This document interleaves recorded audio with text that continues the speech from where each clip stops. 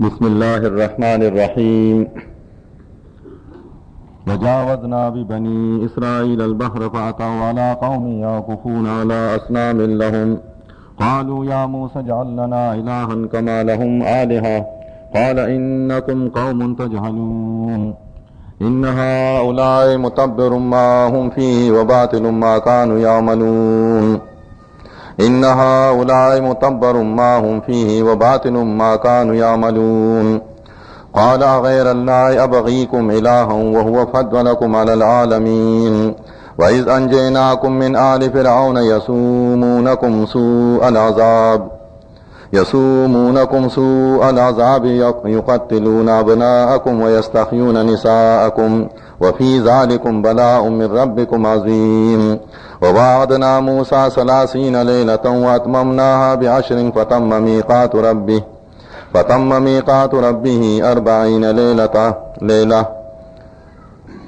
ميقات ربه 40 ليلة وقال موسى لأخيه هارون اخلفني في قومي وأصلح ولا تتبع سبيل المفسدين ولما جاء موسى لميقاتنا وكلمه ربه قال رب أرني أنظر إليك قال لن تراني ولكن انظر إلى الجبل فإن استقر مكانه فسوف تراني فلما تجلى ربه للجبل جعله دكا وخر موسى صعقا فلما أفاق قال سبحانك تبت إليك وأنا أول المؤمنين. یہ قرآن مجید 9 پارے سورۃ الاعراف کی آیات ہیں. اس میں موسیٰ علیہ السلام اور موسیٰ علیہ السلام کی قوم بنی اسرائیل کا ذکر کیا گیا ہے. موسیٰ علیہ السلام بھی بنی اسرائیل سے تعلق رکھنے والے رسول گزرے ہیں. یہ قوم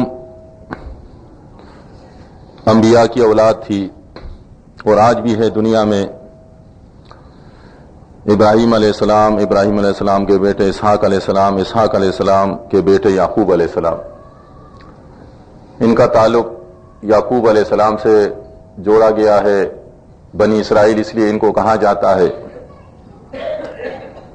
کسی زمانے میں یہ اچھے لوگ تھے، ایماندار تھے کچھ عرصے تک، کیونکہ ان کے پیغمبر باپ دادا نے اچھی تربیت کی تھی، اللہ کے ماننے والے، اللہ سے ڈرنے والے تھے. لیکن وقت کے ساتھ یہ دنیا دار بنے ہیں. ان کا ذکر اللہ نے اپنی آخری کتاب میں تفصیل کے ساتھ کیا ہے، مختلف انداز سے. یہاں سورہ اعراف میں یہ فرمایا گیا فَخَلَفَ مِن بَعْدِهِمْ خَلْفٌ وَرِثُوا الْكِتَابَ يَأْخُذُونَ عَرَضَ هَٰذَا الْأَدْنَىٰ وَيَقُولُونَ سَيُغْفَرُ لَنَا، کہ یہ جو گمراہ ہوئے ہیں، بے دین ہوئے ہیں، انہوں نے انبیاء کا راستہ چھوڑ دیا، اللہ سے ڈرنا چھوڑ دیا. تو یہ اس وجہ سے کہ پہلے تو ان میں بڑے اچھے لوگ تھے، ایماندار لوگ تھے، اللہ کے ماننے والے تھے. جس طرح ہمارے اس آخری امت میں اچھے لوگ کون گزرے ہیں؟ اللہ کے آخری رسول کے امت میں سب سے اچھے لوگ صحابہ کرام، سب سے اچھے لوگ، کوئی ان کے برابر نہیں ہو سکتا. اس کے بعد اچھے لوگ تابعین کے بعد اچھے لوگ تبع تابعین. یہ اللہ کے رسول کا فرمان ہے کہ فَإِنَّ خَيْرَ الْقُرُونِ قَرْنِي ثُمَّ يَلُونَهُ کہ سب سے بہترین زمانہ جو ہے میرا زمانہ ہے، بہترین. جس وقت اللہ کے رسول حیات تھے، آپ صلی اللہ علیہ وسلم کے بعد پھر بہترین زمانہ وقت لوگ جو تھے وہ صحابہ کرام کی شکل میں تھے، پھر بہترین جو تھے وہ تابعین اور پھر تبع تابعین. 3 زمانوں کا تو ذکر نبی علیہ السلام نے فرمایا. بہترین لوگ تھے یہ. بہترین کس طرح تھے؟ اسلام کے ماننے والے، قرآن کے مطابق ایمان رکھنے والے، اللہ کے رسول صلی اللہ علیہ وسلم کے سنت سے محبت کرنے والے. کیا نشانی ہے ہمارے پاس؟ اس زمانے میں اللہ کے رسول صلی اللہ علیہ وسلم کا بہترین زمانہ. مکہ فتح ہوا، بت بھی تھے، تصویریں بھی تھی، مزارات بھی تھے، بہترین زمانہ. اللہ کے رسول اللہ کی مدد سے داخل ہوئے. کیا کیا؟ پہلے بتوں کو توڑا، تصویروں کو مٹایا، مزارات کو جو قریب تھے ان کو ہموار کیا، جو دور تھے ان کو ہموار کرنے کے لیے اپنے چچا زاد علی رضی اللہ عنہ کو بھیجا۔ اور ظاہر ہے سارے تو وہ نہیں کر سکتے تھے، توڑ سکتے تھے، دوسرے کمانڈروں کو بھیجا کہ جا کر جہاں بھی اب اسلام علاقے میں داخل ہو گیا، اور جہاں اسلام داخل ہو جاتا ہے وہاں بت نہیں ہوتا، بت کی پوجا پاٹ نہیں ہوتی ہے، تصویروں پر انعام نہیں دیے جاتے ہیں، وہاں مزارات نہیں ہوتے ہیں، وہاں مزارات اونچے نہیں ہوتے، وہاں تو اللہ کی دین کا جھنڈا اونچا ہوتا ہے۔ اب جھنڈے کو اونچا رکھو اور مزار کو ہموار کر دو، زمین کے برابر کر دو۔ گئے ہیں مجاہد، جہاں جہاں ان کو نظر آیا، بتوں کو تو اپنے ہاتھ سے توڑا، تصویروں کو اپنے ہاتھ سے مٹائے جہاں پر قریب تھے، اور مزار تو خانہ کعبہ میں بنا نہیں تھا، دور تھے، ادھر ارد گرد تھے، میلے ہو رہے تھے، تو ان کو توڑنے کے لیے علی رضی اللہ عنہ کو بھیجا۔ کتنا ظلم ہو رہا ہے آج کہ مزار دوبارہ بنائے گئے، مزار دوبارہ بنائے گئے، اور مزار بنانے کے بعد اس میں نعرہ بھی اللہ کے اس مجاہد بندے کا لگتا ہے۔ جہاں بھی مزار بنتا ہے تو نعرہ حیدری، اور اس کے بعد سارے نشے میں یا علی مدد کا نعرہ لگاتے ہیں، جیسے علی رضی اللہ عنہ کا یہی کام تھا، مزارات بنانا اور مزارات میں چمٹے بجانا اور مزارات پر چادریں چڑھانا۔ حدیث میں یہ ہے کہ اس مجاہد کا کام یہ تھا مزارات کو ڈھانا۔ اللہ کے رسول نے اس سے یہ کام لیا کہ جا کر جہاں بھی نظر آئے اس کو ڈھا دو، زمین کے برابر کر دو۔ کچھ نہیں کر سکتے، کچھ نہیں کر سکتے، یہ جس طرح بت کچھ نہیں کر سکتے، نہ یہ انسان کو نقصان پہنچا سکتے ہیں توڑنے پر، اور نہ یہ کسی کا کاروبار بند کر سکتے، اس طرح یہ مزار والے کچھ نہیں کر سکتے۔ توڑو ان کو، یہ تو عبرت کی جگہ ہے، عبادت کی جگہ نہیں ہے، اس سے عبرت حاصل کرو۔ مر گئے، چلے گئے دنیا سے، کہاں چلے گئے؟ اللہ کے پاس۔ اب کیا ہوگا؟ اللہ کے پاس انسان جاتا ہے، حساب کتاب ہوتا ہے، حساب کتاب۔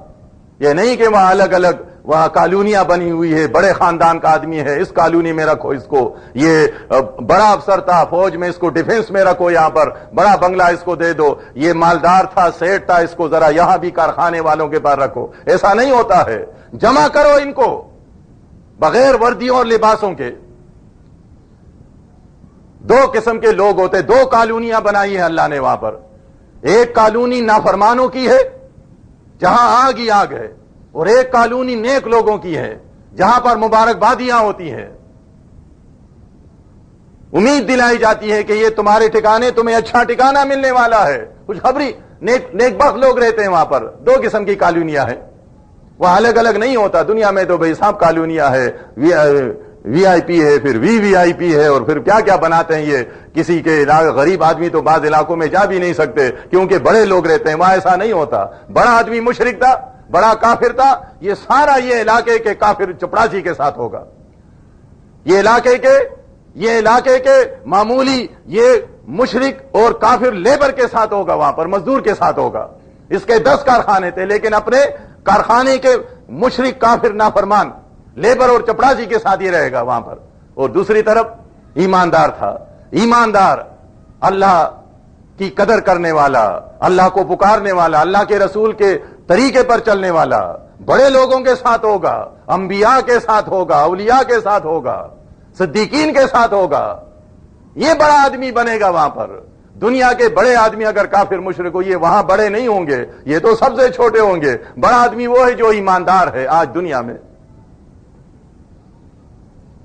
تو ہمارے اس آخری امت میں بھی بہترین لوگ صحابہ کرام کے زمانے میں مزار نہیں تھا۔ دیکھیں کتنی بڑی نشانی ہے۔ آج لڑائیاں ہو رہی ہیں، آج مناظرے ہو رہے ہیں، آج باقاعدہ چیلنج دیے جاتے ہیں، انعامات رکھے جاتے ہیں، اتنا انعام ملے گا، کسی نے ثبوت دے دیا اس کا فلاں کا، تعویذ کا، اور اس اجتماعی دعا کا اور فرقوں کا۔ حالانکہ سب سے بہترین دور جو ہے نبی علیہ السلام اور صحابہ کرام کے زمانے میں، نہ مزار تھا، نہ ملنگ تھا، نہ کلندر تھا، نہ فرقے تھے، نہ میلے ٹیلے تھے، نہ وہاں پر کسی مزار پر چادریں چڑھائی جاتی تھی، نہ وہاں پر تنخواہ دار مؤذن تھا، نہ تنخواہ دار مولوی تھا۔ بلکہ یہ چیلنج، ان کو بڑا شوق ہے چیلنج، ہم ان کو چیلنج دیتے ہیں کہ یہ بہترین دور میں سے ایک مسلمان کے ساتھ تو مولوی کا لقب ہی ہمیں بتائے، مولانا کا نام تو یہ بتائے ہمیں۔ بڑے خوش ہوتے ہیں اپنے نام کے ساتھ مولانا لکھتے ہیں، مولوی۔ بہترین دور میں مولوی نہیں ہے، بہترین دور میں مولانا نہیں ہے،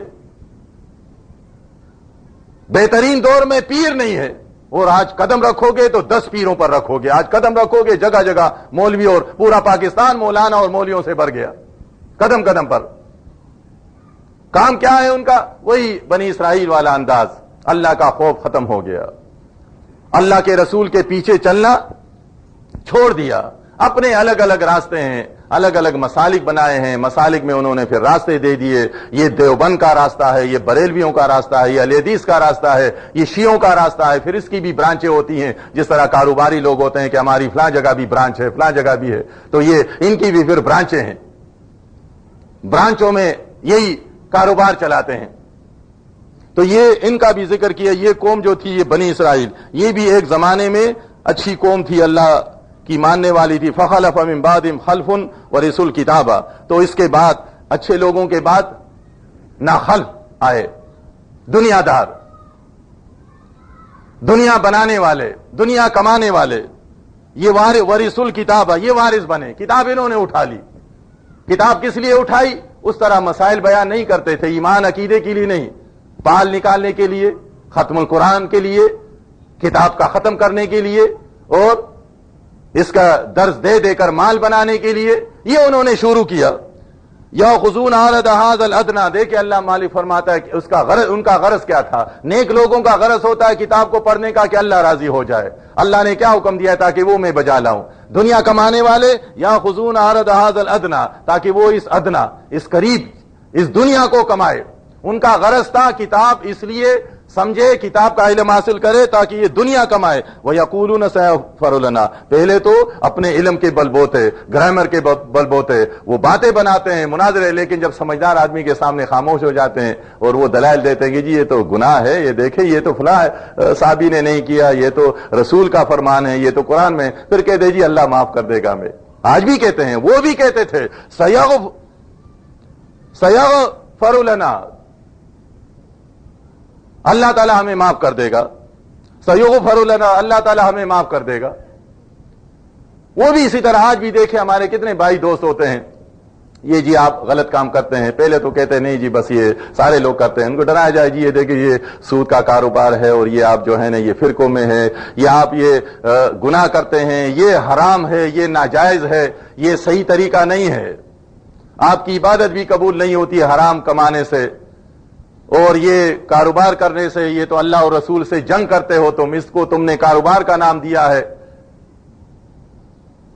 سودی کاروبار کو۔ تو آخر میں یہی ہوتا ہے، یہی جواب آتا ہے، ان کا یہ انداز ہوتا ہے جی بس اللہ تعالیٰ ہمیں معاف کرے، اللہ تعالیٰ معاف کرنے والا ہے۔ یہ دیکھیں یہ ساری باتیں وہی سَيُغْفَرُ لَنَا وہ بھی کہا کرتے تھے، وَيَقُولُونَ سَيُغْفَرُ لَنَا، کہ جی اللہ تعالیٰ ہمیں معاف کر دے گا۔ اور دعوے کتنے تھے، کتنے بڑے تھے، نحن ابناء اللہ واحباہ، ہم اللہ والے لوگ ہیں، اللہ کے چہیتے ہیں، جنت ہمارے لیے بنی ہے۔ آج وہی انداز ہے، بینک چلانے والا مسجد بناتا ہے، وہ بھی کہتا ہے جی یہ تو بس جو جنت تو میں نے کما لی۔ حرام خور ڈاکو چور وہ مسجد میں پیسہ دیتا ہے، وہ بھی کہتا ہے جی میں نے تو بس جنت تو خرید لی، جنت میں تو میرا پلاٹ ہو گیا، کیونکہ اس کو بتانے والا کون ہے؟ یہی جو ناخلف کتاب کا وارث بنا ہے، وہ کہتا ہے جی آپ نے مسجد بنا لی، پیسہ تو حرام ہے تمہارا، چور ہو، ڈاکو ہو، سود خور ہو، لیکن تم نے اپنا پلاٹ خرید لیا جنت میں، پلاٹ تو تمہیں مل گیا۔ وہ نہ چوری چھوڑ رہا ہے، نہ ڈاکہ چھوڑ رہا ہے، نہ سود خوری چھوڑ رہا ہے۔ وہ اسی طرح وارث وہ بھی کتاب کے بنے تھے جس طرح آج یہ بنے ہیں، اور آزادی ہوئی تھی وہ بھی آزاد تھے، ان میں بے حیائی آئی تھی بعد میں، اور جب انسان اللہ کی کتاب سے دور ہو جاتا ہے تو اس کے بعد یہ مشرک بن جاتا ہے، اللہ کے علاوہ دوسروں کو شریک ٹھہرانا، اپنے باپ دادا کو شریک ٹھہرانا انہوں نے شروع کیا، جس طرح نبی علیہ السلام نے فرمایا۔ بعد میں یہی لوگ انہوں نے یہ عقائد اپنا لعن اللہ الیہود والنصارى اتخذوا قبور انبیاء مساجد، خود تو عمل کرنا چھوڑ دیا انہوں نے، اور یہ باتیں شیطان نے ان کے دلوں میں ڈالی کہ بس تمہارے باپ دادا نے جو کیا ہے، تم انبیاء کی اولاد ہو، ان کی وجہ سے جنت تمہاری ہے۔ نبی علیہ السلام نے دیکھے لعنت بھیجی ان پر کہ ایسا نہ کرو، نبی کو پکارنا، نبی کے سامنے، نبی کے مزار کے سامنے سجدہ کرنا، نیاز دینا، یہ حرام ہے، گناہ ہے، یہ شرک ہے، یہ سمجھایا گیا ہے۔ اس کے بعد بھی آج اللہ کے رسول صلی اللہ علیہ وسلم کو پکارنا تو یہ عین عبادت سمجھتے ہیں، علی رضی اللہ عنہ کو پکارنا تو عین عبادت سمجھتے ہیں۔ اپنے علاقے میں جب بھی دل چاہا 10 گھر بنائے، 11واں وہاں قبر کو اونچا کیا، مزار بنائے، جھنڈے گاڑ دیے، خود سبز جھنڈے ہوتے ہیں اکثر، سبز جھنڈے گاڑ دیے، اور پھر اپنے اپنے طریقے سے اور مختلف جھنڈے بھی ہوتے ہیں، پھر کہتے ہیں جی بس بن گیا بابا، یہ کہتے ہیں بس صحیح ہے، یہ ان کی وجہ سے ہم جائیں گے، دلائل پھر دیتے ہیں۔ اسلام میں یہ حرام ہے، لیکن یہ اپنے پیٹ کی خاطر انہوں نے دین کا حصہ بنایا ہے۔ یہی کام وہ کیا کرتے تھے دنیا کمانے کے لیے، آج بھی یہ دنیا کمانے لیے کرتے ہیں، اور عقیدہ خراب ہونے کے بعد بے حیائی آ جاتی ہے، بے شرمی آ جاتی ہے، جس طرح آج بھی ہے بے شرمی بے حیائی۔ شور مچاتے جی یہ فلاں بل اچھا نہیں ہے، وہ بل ہونا، کون سا بل ہونا چاہیے تھا؟ سب سے بڑا بل تو یہاں ہونا چاہیے تھا پاکستان میں، کہ اللہ کے علاوہ کسی اور کو نہیں پکارا جائے گا۔ یہ بل تو پیش نہ کر سکتے ہو، نہ کوئی نام لے سکتا ہے، وقت ضائع کرتے ہو۔ جس بل کے نام پر یہ ملک بنا ہے کہ پاکستان کا مطلب کیا، لا الہ الا اللہ، اس بل کا تو کوئی نام نہیں لیتا، چھیڑتا نہیں، اس کو چھیڑو نہیں اور اپنا چھوڑو نہیں، مسلم نہ بنو، مسلمانوں کو چھیڑو نہیں اور دیوبندی چھوڑو نہیں، دیوبندیت اور بریلیت۔ اصلی بنیادی بل تو یہ ہے کہ پاکستان میں اللہ کے علاوہ کوئی داتا نہیں ہوگا، کوئی دستگیر نہیں ہوگا، یہ لکھنا چاہیے منشور میں، اسلامی منشور میں۔ کوئی غوث الاعظم نہیں ہوگا، کوئی حاجت روا نہیں ہوگا، قسمتوں کا بنانے والا پاکستان میں کوئی نہیں ہوگا، یہ بنیادی بل ہے۔ حقوق نسوان، یہ مردوں کے حقوق کون دیں گے؟ یہ مرد باہر مزدوری کرتے ہیں، محنت مزدوری کرتے ہیں۔ اسلام سارے انسانوں کو حقوق دیتا ہے، بنانے والے نے عورت کے حقوق بھی دیے ہیں، مردوں کے حقوق بھی دیے ہیں، لیکن بنانے والے کو کوئی پہچانے تو صحیح، مانے تو صحیح۔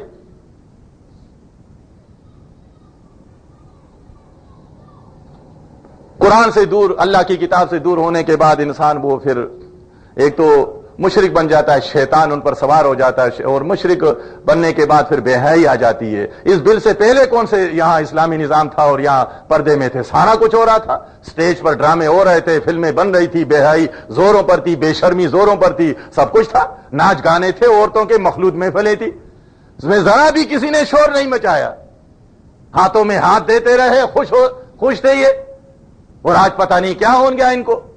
حالانکہ ایک جیسے ہیں، دونوں ایک جیسے ہیں، ایک نے داڑھی رکھی ہے، دوسرے بغیر داڑھی کے کرتا ہے، دونوں اللہ کی کتاب کے خلاف ہیں۔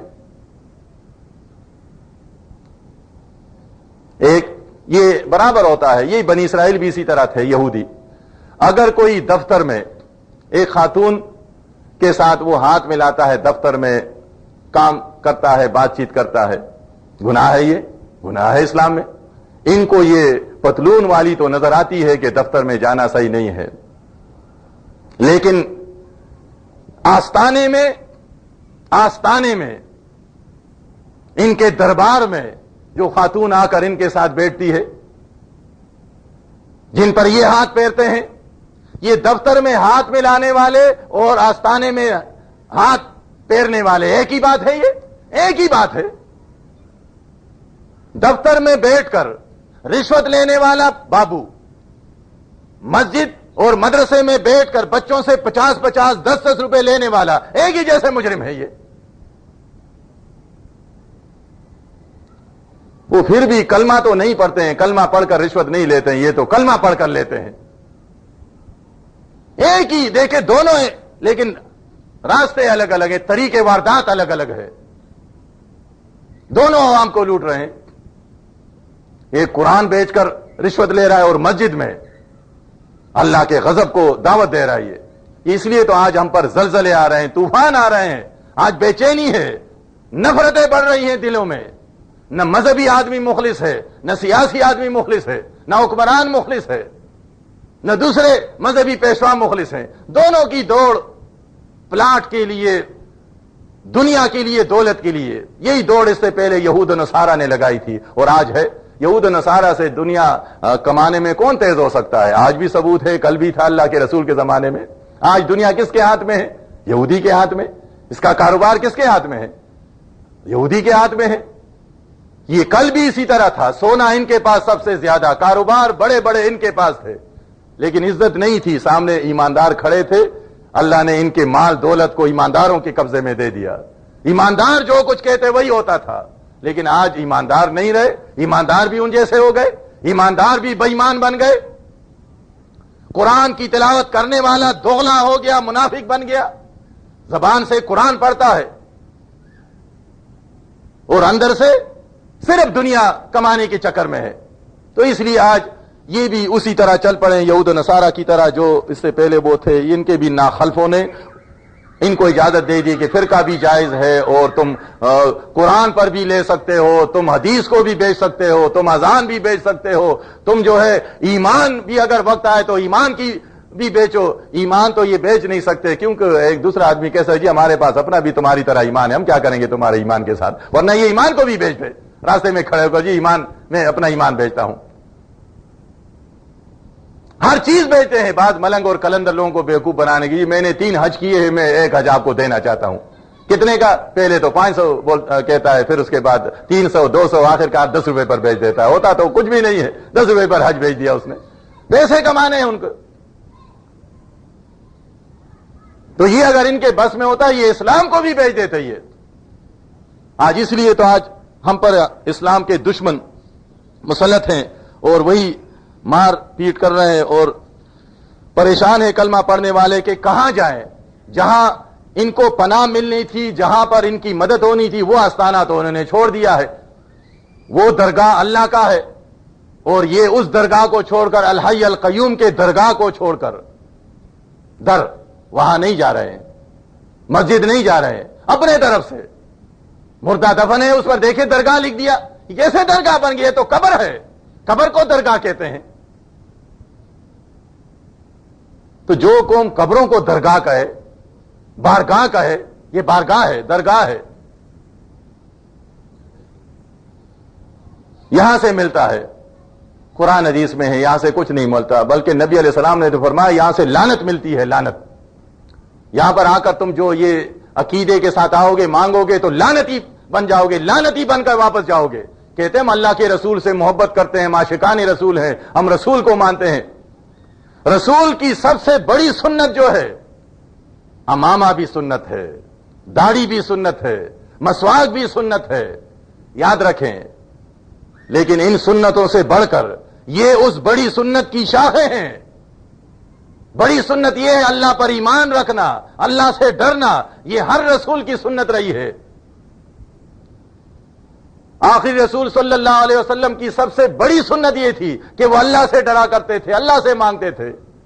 اگر آپ کا ایمان اس طرح ہوگا، اللہ سے ڈرنا، اللہ سے مانگنا، اس کے بعد آپ داڑھی رکھیں گے تو یہ آپ کے بڑی سنت کی شاخ ہے، آپ کو اس کا ثواب ملے گا۔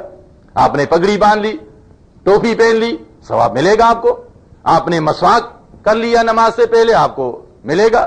آپ نے ٹخنوں کو کھلا رکھا، آپ کو ثواب ملے گا۔ لیکن اگر بنیادی سنت ہی نہیں ہے، اللہ سے ڈرنا، اللہ سے مانگنا، تو آپ کی یہ سنتیں بیکار ہیں۔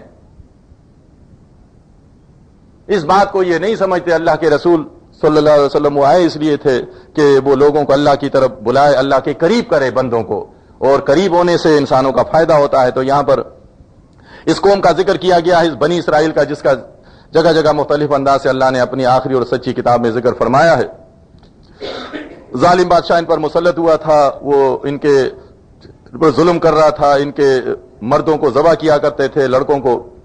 اللہ تعالیٰ نے ان کی مدد فرمائی، اس ظالم کو غرق کیا اور ان کو نجات دی۔ تو یہ جب اس دریا سے پار نکلے ہیں، دریا سے پار نکلے ہیں، وہاں پر فرمایا وجاوزنا ببنی اسرائیل البحر فاتوا علی قوم، تو کچھ فاصلہ طے کرنے کے بعد ایک قوم ان کو ملی ہے، ایک علاقے سے گزرے۔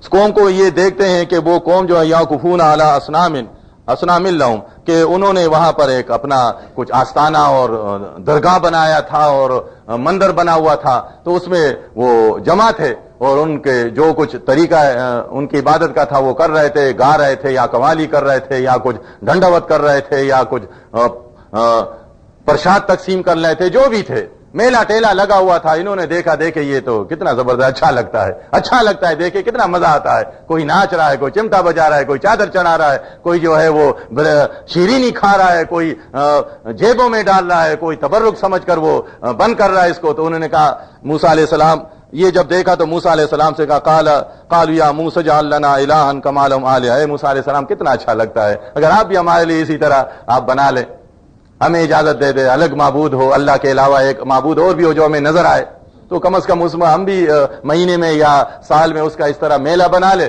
تو اچھا لگے گا. تو قال انکم قوم تجہلون، نبی موسیٰ علیہ السلام نے فرمایا ظالمو تم بڑے جاہل لوگ ہو، بڑے جاہل ہو تم. یہی باتیں آخری رسول صلی اللہ علیہ وسلم کے زمانے میں قوم والوں نے کی تھی کہ اے عبداللہ کے بیٹے محمد صلی اللہ علیہ وسلم آپ ایسا کریں، آپ زیادہ سختی نہ کریں، ہم سب کچھ مانتے ہیں، اللہ کو بھی مانتے ہیں، آخرت کو بھی مانتے ہیں، لیکن یہ ہمارے باپ دادا نے کیا ہے تو آپ اس میں ذرا نرمی کریں، ہمارے ساتھ چلیں تو ہم آپ کی بات بھی مانیں گے. تو اللہ نے اپنے رسول سے فرمایا قل افغیر اللہ تأمرونی اعبد ایھا الجاہلون. آج کچھ لوگ تبلیغ کو تو سمجھتے نہیں ہیں، کہتے نہیں جی بس جوڑ پیدا کریں اور اس طرح سخت الفاظ نہیں. موسیٰ علیہ السلام نے بھی ان سے کہا کہ انکم قوم تجہلون. دیکھیں نبی علیہ السلام کو حکم ہے کہ ان سے آپ کہیں افغیر اللہ تأمرونی اعبد ایھا الجاہلون. اے جاہلو کس سے کہا؟ ابو لہب سے، ابو جہل سے، عتبہ سے، شیبہ سے، اپنی قوم کے لوگوں سے. کہتے ہیں کہ وہ تو نبی علیہ السلام بڑی نرمی کے ساتھ، تو کیوں مارا انہوں نے؟ پھر وہ اس پر تو مارتے تھے کہ کیوں تم ہمیں گمراہ کہتے ہو، جاہل کہتے ہو. اسی بات پر تو وہ مخالفت کر رہے تھے کہ مارو اس کو، ہم سب جاہل ہیں. آج بھی جو اس طرح کے یہ کام کرتے ہیں، اللہ کے علاوہ دوسروں کے سامنے سجدے کرنا، چاہے وہ زندہ پیر ہو، مردہ پیر ہو، یا کوئی اور چیز کی شکل میں، مخلوق کی شکل میں، ان کے سامنے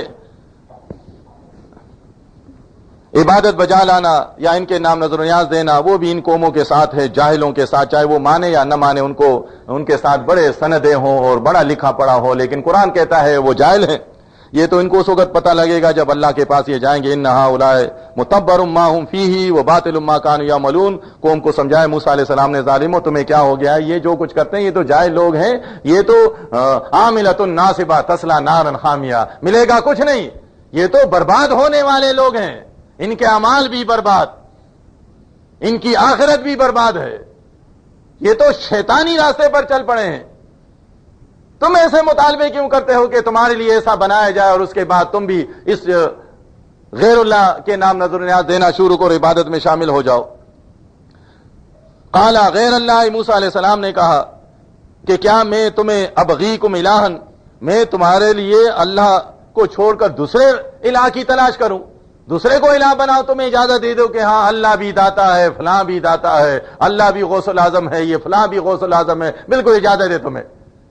سال میں اس کا بھی میلہ کیا کرو، یہ زمین پر غوث الاعظم، وہ آسمانوں کا غوث الاعظم، اور یہ بھی مشکل کشا ہے، یہ بھی قسمتوں کو بناتا ہے. ظالمو تم یہ چاہتے ہو کہ میں تمہیں اجازت دے دوں، میں تمہارے لیے کوئی غیر الہ تلاش کروں؟ غیر اللہ جس طرح قرآن میں آیا ہے غیر اللہ وما احل بہ لغیر اللہ، یہ آتا ہے تو یاد رکھے اللہ کے علاوہ ہر چیز غیر اللہ ہے، اللہ کے علاوہ ہر چیز غیر اللہ ہے. ایک اللہ ہے، باقی ہر چیز غیر اللہ ہے. کسی کے سامنے سجدے کی اجازت نہیں ہے، کسی کے نام نیاز دینے کی اجازت نہیں ہے. نیک لوگوں کے طریقے پر چلنے کی اجازت ہے، اور اس لیے کہ نیک لوگ اللہ کے ماننے والے ہوتے ہیں، نیک لوگ اللہ سے ڈرنے والے ہوتے ہیں، تو ان کے طریقے پر جو چلے گا تو وہ اللہ کو ماننے والا ہوگا، وہ اللہ سے ڈرنے والا ہوگا، وہ اللہ کے سامنے سجدہ کرنے والا ہوگا. اس لیے ان کے طریقے پر چلنے کا تو حکم ہے، اجازت ہے، لیکن کسی کے نام نیاز دینے، نظر دینے، ان کو شریک ٹھہرانے کی اجازت اسلام میں نہیں ہے.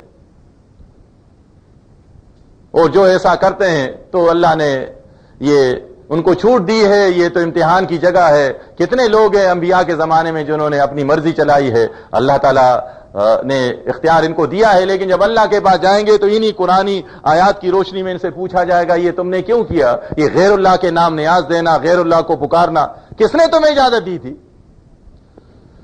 وہ فضلکم علی العالمین، اور ان سے یہ بھی کہا کہ دیکھے اللہ نے تمہیں فضیلت دی جہان والوں پر۔ فضیلت یہ ہے، یہ فضیلت مال کی وجہ سے نہیں ہوتا، فضیلت یہ ہے کہ اللہ نے تم سے اپنے دین کا کام لیا، دیکھے انبیاء تم میں پیدا کیے، اور تم ہی کو اللہ نے توفیق دی ہے کہ تم اللہ کی وحدانیت بیان کرتے ہو۔ اور تم لوگ اگر اس طرح مشرک بن جاؤ، تم ہی لوگ اگر گمراہ بن جاؤ، قبر پرست بن جاؤ، تو کون دوسروں کو سمجھائے گا؟ اصلاح کون کرے گا؟ آخری امت والے گمراہ ہو گئے، آخری امت والے گمراہ ہو گئے۔ غیروں کے سامنے جھکنا، غیروں کے نام نیاز دینا، غیروں سے ڈرنا، غیروں سے اولاد مانگنا، سود کا کام کرنا، شراب کا کاروبار کرنا، چوریاں کرنا، رشوت لینا۔ اب یہ دنیا کے گمراہ لوگوں کو کیسے سمجھائیں گے؟ ایک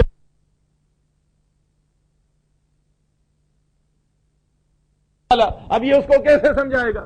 یہ انداز ہے یہاں پر ان آیات میں کہ جب اہلی کتاب گمراہ ہو گئے، ان کو سمجھانا تھا دوسروں کو کہ لیا جا رہا ہے اور تم پر اللہ نے کتابیں نازل کی ہیں، تم ایسی باتیں کرتے ہو۔ وَإِذْ أَنْجَيْنَاكُمْ مِنْ آلِ فِرْعَوْنَ يَسُومُونَكُمْ، اور اللہ نے تمہیں نجات دی ہے آل فرعون سے، یسومونکم سوء العذاب، وہ تمہیں بہت ہی سخت خطرناک عذاب دیا کرتے تھے۔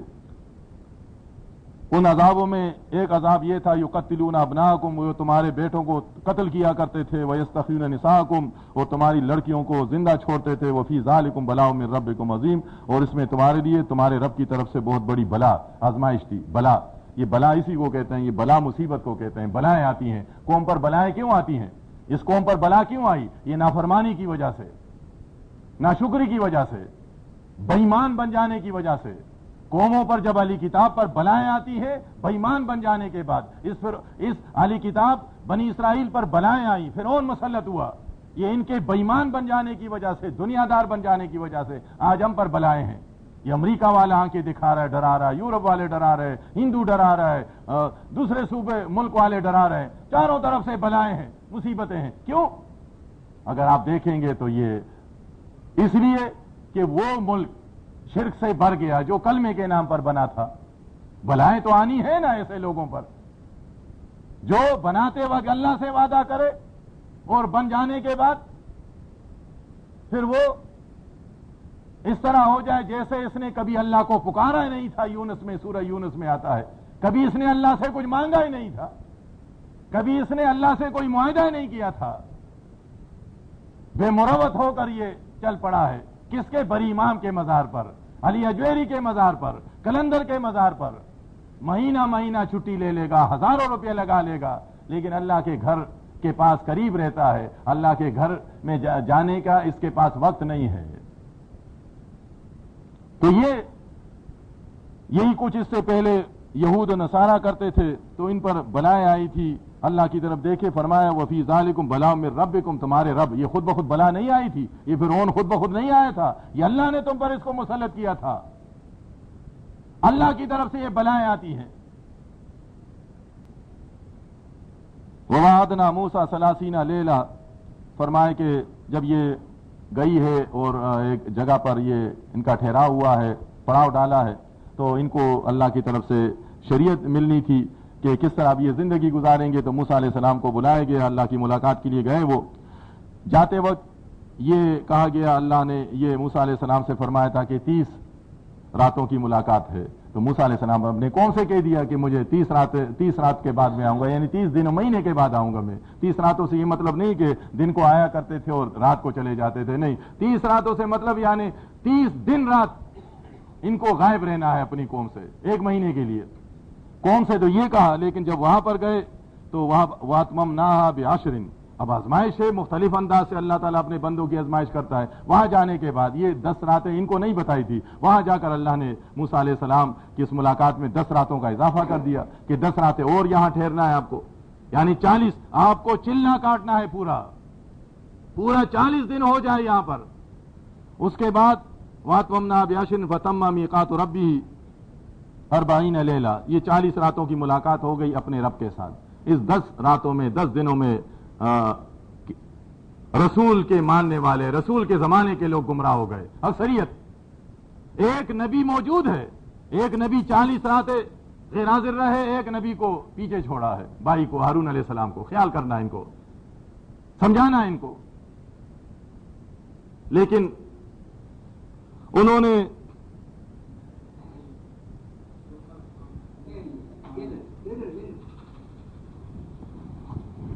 نے بات نہیں مانی. موم بتیاں کر رہے تھے, موم بتی تو نہیں.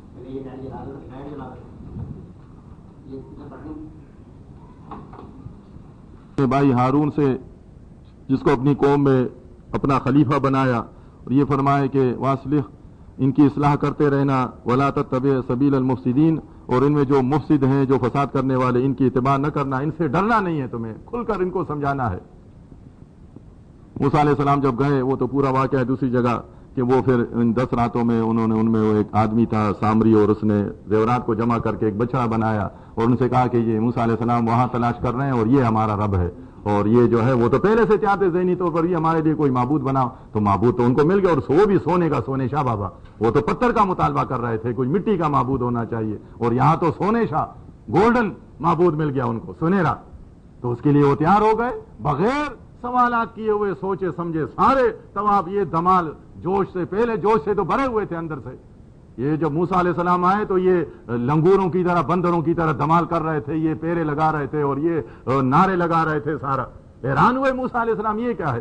تو غصے سے انہوں نے وہ جو شریعت ملی تھی وہ زمین پر رکھی ہے, اور اپنے پہلے تو اپنے بھائی کو پکڑا کہ یہ کیا کیا تم نے, ہمارے جانے کے بعد تم نے تبلیغ نہیں کی تھی کیا, یہ لنگور کیسے بن گئے مشرک؟ تو انہوں نے سمجھایا کہ بھائی آپ ذرا بات سنیں, میں نے ان کو سمجھایا, لیکن یہ ان پر شیطان سوار ہو گیا تھا, یہ میری بات ماننے والے نہیں تھے, میں ان کے سامنے کیا حیثیت, یہ تو مجھے دھمکیاں دینے لگے کہ ہم تمہیں مار دیں گے اگر تم ان سے منع کرو گے. موسیٰ علیہ السلام سمجھ گئے, اور اس کے بعد پھر وہ جن لوگوں نے یہ کام کیا تھا ان کو سزا دی, اور ان کے اور معبود کو جلا دیا. آج تو جھنڈوں سے ڈرتے ہیں, جھنڈے بھی خود لگاتے, پھر جھنڈے سے ڈرتے ہیں, جھنڈے کو ہاتھ لگا کر دکھاؤ, جھنڈے سے خود کیا اور پھر ڈراتے بھی ہے. پتھر رکھتے ہیں, پھر کہتے جی پتھر تو لا کر دکھاؤ, تم یہ فلاں چادر تو اٹھا کر لے آؤ. ایک ایماندار وہ ان چیزوں سے نہیں ڈرتا, وہ کہتا ہے تم کچھ نہ کہو تو جو تم ملنگ تم نے موٹی گردن والے بٹھائے ہیں, کھانے پینے والے, ان کا کاروبار ہے, ظاہر ان کا کاروبار میں جلاؤں گا تو وہ تو مجھ پر حملہ کریں گے. ایک چڑیا بھی حملہ کرتی ہے بیل کی طرح, وہ تو سینگ سے ماریں گے مجھے. آپ ان کو باندھے, پھر دیکھنا میں سارے چادریں بھی چڑھاتا ہوں, جلاتا ہوں, جھنڈے بھی جلاتا ہوں, تمہارے بابے کو بھی ہموار کرتا ہوں. کچھ بھی نہیں کر سکتے. موسیٰ علیہ السلام نے ان کے سامنے ان کے معبود کو جلایا, کیونکہ بناوٹ ہی معبود تھا, ہاتھوں سے بنایا تھا, جس طرح بت تصویریں اور بابے بنتے ہیں. فرمایا جب موسیٰ علیہ السلام گئے, ولما جاء موسیٰ لمیقاتنا, ہمارے ملاقات کے لیے آئے, تو وکلمہ ربہ, اور ان سے ان کے رب نے کلام کیا, کلام ہوئی. تو اس کلام کے دوران موسیٰ علیہ السلام کی یہ خواہش پیدا ہوئی, قال ربی ارنی انظر الیک. موسیٰ علیہ السلام نے ایک مرتبہ کلام کیا تھا آتے وقت, پیغمبری ملتے وقت, اور اب دوبارہ اللہ نے بلایا ہے, پھر کلام ہو رہا ہے. کافی راتیں ہوئی, دن ہوئے, آواز تو سن رہے ہیں, اپنے رب کا کلام سن رہے ہیں, لیکن پردے کے پیچھے. اب یہ ان کی خواہش ہوئی کہ میں, یا اللہ میری یہ خواہش ہے, ربی ارنی, اے میرے رب, انظر الیک, میں تجھے دیکھنا چاہتا ہوں. تو اللہ کی طرف سے جواب ہے, قال لن ترانی, اے موسیٰ میرے بندے تو مجھے نہیں دیکھ سکتا, ولکن انظر الی الجبل, بلکہ اگر تو واقعی دیکھنا چاہتا ہے تو پھر ذرا اس پہاڑ کو دیکھ, اس پہاڑ کی طرف دیکھ. اتنا مضبوط پہاڑ, چٹانوں سے بنا ہوا, پتھروں سے بنا ہوا. آپ تو انسان ہیں, گوشت پوش کے ہیں, آپ اگر مجھے دیکھنا چاہتے ہیں تو اس پہاڑ, ان چٹانوں کی طرف دیکھ. فَإِنِ اسْتَقَرَّ, اگر یہ پتھروں اور چٹانوں سے بنا ہوا یہ پہاڑ اپنی جگہ پر ٹھہرا رہا, مکانو فسوف ترانی, تو اس کے بعد پھر اگلا جو ہوگا تو وہ میں تجلی تجھے دکھا دوں گا, ڈائریکٹ پھر دیکھ سکو گے. تو وہی ہوا, اللہ تعالیٰ نے اپنی تجلی, فلما تجلی ربہ للجبل, پہاڑ پر ظاہر کی, دکھائی تجلی پہاڑ کو, تو پہاڑ قرآن کہتا ہے دکا وخر موسیٰ, ریزہ ریزہ ہو گیا, ہلنے لگا زور زور سے, برداشت نہ کر سکے اپنے خالق کی قوت کو, اپنے بنانے والے کی قوت کو. پہاڑ جیسا مضبوط مخلوق, جس طرح قرآن کہتا ہے کہ یہ قرآن اگر ہم پہاڑ پر بھی نازل کرتے تو وہ بھی خوف زدہ ہوتا. یہ اس لیے دیکھیں یہ واقعہ بھی آیا ہے, وہ بھی ڈر کے مارے ہلتا, اور اگر پہاڑ ہلتے تو دنیا کا نظام پھر درم برم ہوتا, کیونکہ ہلنا تو نہیں ہے ان کو, تو میخ کی طرح جم کر رہنا ہے زمین پر. تو یہ قرآن اگر پہاڑ پر ہوتا تو آج یہاں پر مخلوق بھی نہیں ٹھہر سکتی. پہاڑ ہلتا, ذرا ہلتا ہے زلزلہ آ جاتا ہے. تو وہ پہاڑ دیکھے، اللہ نے تجلی دکھائی، پہاڑ بھی خوف سے ہلنے لگا، ریزہ ریزہ ہو گیا۔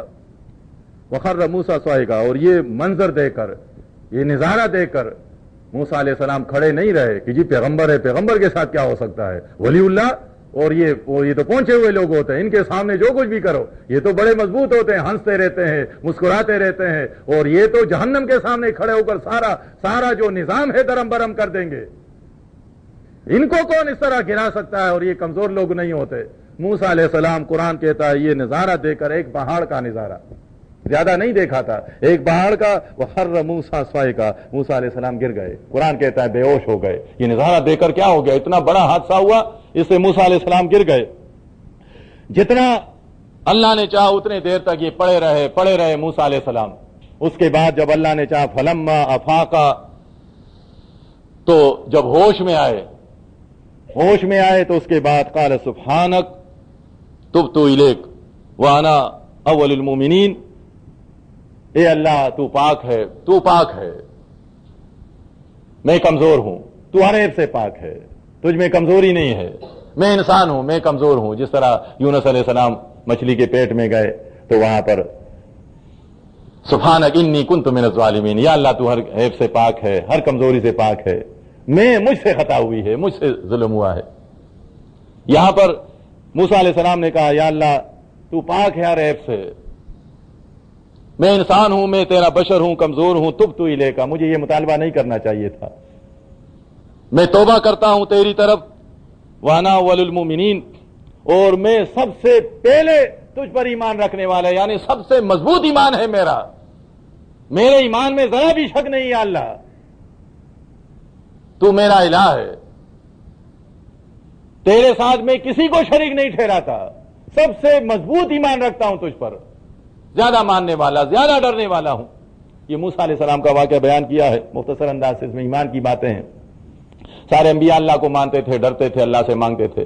یہی بات آخری رسول محمد صلی اللہ علیہ وسلم کے ساتھ ہوئی آخری زندگی میں۔ عائشہ رضی اللہ عنہ فرماتی ہیں، ایک صحابی کہتے ہیں کہ میں عائشہ رضی اللہ عنہا کے پاس گیا، میں نے کہا اے اماں، مجھے نبی علیہ السلام کی بیماری کے آخری جو ایام تھے ان کا کوئی واقعہ بیان کریں، تو عائشہ رضی اللہ عنہ نے بیان کرنا شروع کیا۔ بخاری مسلم کی روایت ہے کہ آپ ایک دن بہت زیادہ سخت بیمار ہوئے، بہت سخت بخار تھا، بہت زیادہ سخت بخار تھا، اس کی وجہ سے آپ نہیں جا سکے مسجد میں۔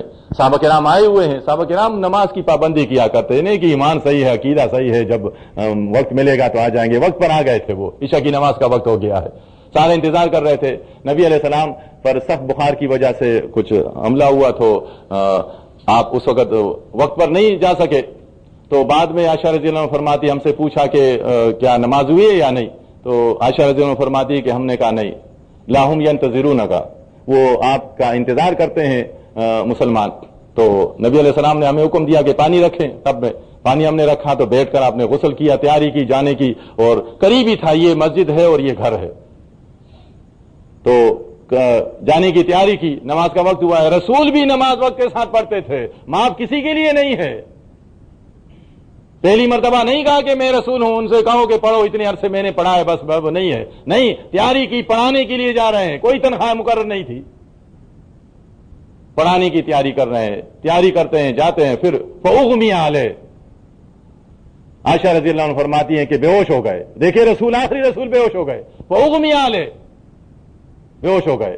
اس کے بعد جب ہوش آیا ثم افاقا، یہی الفاظ جو یہاں پر آئے، فلما افاقا ثم افاقا، ایک ہی بات ہے، ثم افاقا، ہوش میں آئے تو سب سے پہلے یہ نہیں کہا کہ مجھے کیا ہو گیا تھا، یہ کیا بات ہے، کسی کو بلاؤ، نہیں، سب سے پہلے پوچھا صلی الناس، لوگوں نے، یعنی لوگوں سے مراد صحابہ کرام نے، میرے مقتدیوں نے نماز پڑھ لی ہے، مسجد میں انتظار کرنے والوں نے۔ عائشہ رضی اللہ عنہ فرماتی، ہم نے کہا لا ہم ینتظرونک یا رسول اللہ، وہ آپ کا انتظار کرتے ہیں، نہیں نماز پڑھی ہے انہوں نے۔ پھر انہوں نے کہا کہ پانی رکھیں، پانی رکھا ہم نے، پھر تیاری کی، جب تیار ہونے لگے اور جانے لگے پھر گر گئے فاغمی علیہ۔ عائشہ رضی اللہ عنہ فرماتی 3-4 مرتبہ اس طرح ہوا، یہ ایک پیغمبر تو نہیں گرے ہیں، دیکھیں کتنے پیغمبر تھے کہ وہ اس طرح بوڑھے بھی ہو جاتے تھے، کمزور بھی ہو جاتے تھے. یہ آخری عمر کی باتیں ہیں، بیماری کی باتیں ہیں. زندہ رسول کھڑے نہیں ہو سکتے، اور یہاں سے قریب جو مسجد کے پاس جہاں آج قبر ہے، یہ پہلے حجرہ تھا، یہی گھر تھا. اس گھر سے نبی علیہ السلام محراب تک نہیں جا سکتے، محراب تک نہیں جا سکتے، گر گئے. تو 3-4 مرتبہ اس طرح ہونے کے بعد عائشہ رضی اللہ عنہ فرماتی ہے کہ انہوں نے ہمیں حکم دیا کہ ابو بکر صدیق سے کہے رضی اللہ عنہ سے کہ نماز پڑھائے. تو ابو بکر صدیق رضی اللہ عنہ نے نماز پڑھائی. عشاء کی نماز بھی انہوں نے پڑھائی، فجر کی، اور پھر کچھ دنوں کی آتی ہے، لیکن ظہر میں نبی علیہ السلام کی طبیعت صحیح ہوئی، ظہر کی نماز میں آئے. وہ بھی کس طرح آئے؟ یہ نہیں کہ چلتے ہوئے آئے، نہیں، 2 آدمیوں کے 2 صحابہ کرام گھر کے لوگوں کے، ایک چچا عباس رضی اللہ عنہ اور ایک داماد علی رضی اللہ عنہ کے کندھوں پر ہاتھ رکھے ہوئے تھے. اور باقاعدہ حدیث کے الفاظ ہیں کہ پیر گھسیٹتے ہوئے آئے، گھسیٹتے ہوئے، نہیں آ سکتے تھے. زندہ رسول گھر کے قریب مسجد ہے، کھڑکی کھلی ہوئی ہے، دروازہ کھلا ہے، وہاں نماز پڑھنے نہیں آ سکتے. ان کے سہارے آئے، اور پھر کھڑے ہو کر بھی نہیں، ان سے اشارہ کیا کہ ہمیں بٹھائیں، یہاں پر بیٹھ کر نماز پڑھی ہے. آج جو بڑے فرقے ہیں کہتے مناظرہ کرو، مناظرہ تو اللہ کے پاس جائیں گے، مناظرہ ہو جائے گا، سب کچھ موجود ہے. 2 فرقے سب سے بڑے، دیوبند اور بریلوی، وہ کہتے ہیں نبی علیہ السلام کمزور نہیں ہیں. نبی علیہ السلام وہ تو جہاں ایران چاہیں چلے جاتے ہیں، پاکستان آ جاتے ہیں، انڈیا چلے جاتے ہیں، افغانستان چلے جاتے ہیں، پوری دنیا میں چلتے پھرتے ہیں. وہ مدرسوں کی بنیاد رکھتے ہیں، افتتاح کرتے ہیں، مولویوں کی خوابوں میں آتے ہیں، علم ہوتا ہے ان کو کون سا مولوی کہاں پر مدرسہ چلا رہا ہے وہ. اور بعض کہتے ہیں کہ وہاں بھی لاکھوں کی تعداد میں، لاکھوں اور کروڑوں کی تعداد میں آنے والوں کو باقاعدہ وعلیکم السلام جواب بھی دیتے ہیں. وعلیکم السلام، وعلیکم السلام، سارا دن رات وعلیکم السلام، وعلیکم السلام. درود بھی سن رہے ہیں، اعمال بھی پیش ہو رہے ہیں. یہ کام صرف اللہ کر سکتا ہے جو یہ بیان کرتے ہیں. اتنے لاکھوں کی تعداد میں، کروڑوں کی تعداد میں فرشتوں کا جانا، کس کس ہے وہ عمل وصول کریں گے؟ کہاں رکھتے ہیں یہ؟ سلام قریب اتنے لوگ ہوتے ہیں، وقت پر آپ جائیں ہزاروں لوگ ہوتے ہیں، پولیس والے ڈنڈے مارتے ہیں، ہزاروں لوگ باہر سلام بھیجتے ہیں. اب ان ہزاروں لوگ کو سارا دن رات ہوتے ہیں سلام کا جواب دینا، اور ایک طرف درود بھی سن رہے ہیں سارے. ان کو سمجھاؤ کہ یہ بات تو قرآن میں نہیں ہے، یہ حدیث میں نہیں، کیوں تم ایسا کرتے ہو؟ ان کو بس ضعیف روایتیں مل گئی، اور پھر ان کے استادوں نے یہ بات بیان کر دی. اب اس کے بعد یہ قرآن کو تو ٹکرا دیں گے، حدیث صحیح کا انکار کر دیں گے، لیکن استاد کی بات کو نہیں ٹکرا سکتے. ان کے بڑے استاد نے یہ بات کی ہے. یہی کام اس سے پہلے یہود و نصارہ نے کیا تھا. آج یہ جو کچھ بھی ہے سمجھ بھی جاتے ہیں کہ قرآن کے خلاف ہے، لیکن یہ کہتے ہیں جی ہمارے یہ بڑے جو ہیں انہوں نے کیا تھا. جس طرح آج یہ سب سے بڑی نشانی یہ دین فروشی ہے. دین فروشی قرآن کہتا ہے نہ بیچو، مجھے نہ بیچو. یہ بیچنے والی کتاب نہیں ہے، حدیث میں ہے نہ بیچو. قرآن کہتا ہے وَلَا تَشْتَرُوا بِآيَاتِي ثَمَنًا قَلِيلًا، میری آیات، دوسروں کی نہیں، میری آیات نہ بیچیں آپ. اقرأوا القرآن ولا تأکلوا بہ، پڑھو لیکن اس کو کھانے کا ذریعہ نہ بناؤ. نہیں مانتے یہ، نہ مسلم بنتے ہیں، نہ یہ اہل حدیث بنتے ہیں. اور کچھ تو یہ 2 جو فرقے ہیں دیوبند اور بریلوی، وہ تو کہتے ہیں کہ ہم حنفی ہیں. تو ابو حنیفہ رحمۃ اللہ علیہ نے بھی کہا کہ نہ بیچو. تو آپ دیکھیں جعلی مسلم، جعلی اہل حدیث اور جعلی حنفی، کیا ہوا یہ؟ کچھ تو ہے کہ ابھی تک یہ آ رہے ہیں، کچھ اصل تو ہے ان میں. یہ اصلی یہودی ہیں، یہ اصلی یہودی کہ یہ ان کے طریقے پر چل رہے ہیں. یہ جو قرآن کی بات نہ مانے، حدیث کی بات نہ مانے، اور جو انہوں نے ووٹ دیا ہے اور ان کو امام، بڑا امام بنایا ہے، بڑا امام ان سے کہتا ہے کہ یہ کام نہ کرو.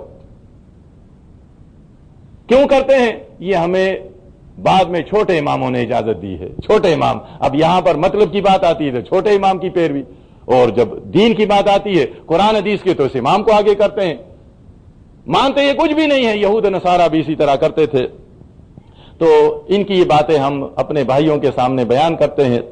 اب جس کا یہ ایمان ہے کہ ہمیں اس دنیا سے ایک دن چلے جانا ہے اپنے رب کے پاس، رب ہم سے حساب کتاب لے گا، اس کتاب کی روشنی میں اللہ کے رسول صلی اللہ علیہ وسلم کی موجودگی میں ہم سے حساب کتاب ہوگا، تو وہ تو اللہ سے ڈر کر زندگی گزارتے ہیں، وہ کوشش کرتے ہیں کہ اللہ کی کتاب کی بات پر ایمان رکھے اور بھیجے ہوئے آخری اور سونے رسول صلی اللہ علیہ وسلم کے سنت پر چلتے ہوئے زندگی گزارے۔ ان کا یہ ایمان ہوتا ہے کہ اسی میں ہماری کامیابی ہے۔ اور جو کہتے ہیں کہ دیکھا جائے گا اور کون وہاں سے آیا ہے اور یہ سارے لوگ جو ہیں کیا نہیں سمجھتے، تو ان کو بتا دیا جائے گا اتنی بڑی جہنم اللہ نے تیار کی ہے کہ قرآن کہتا ہے کہ جہاں داخل کرانے کے بعد سارے انسانوں کو داخل کر دیا جائے گا، وہ کہے گا حل من مزید، ہے کوئی اور؟